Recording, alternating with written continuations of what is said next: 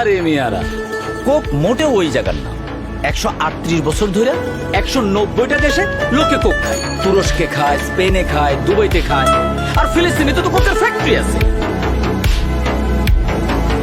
Bachchu Coke দে। ওকে একটা ঢোক দেন, তারপর একটা সার্চ দেন। হবে আগে একটা ঠান্ডা নে।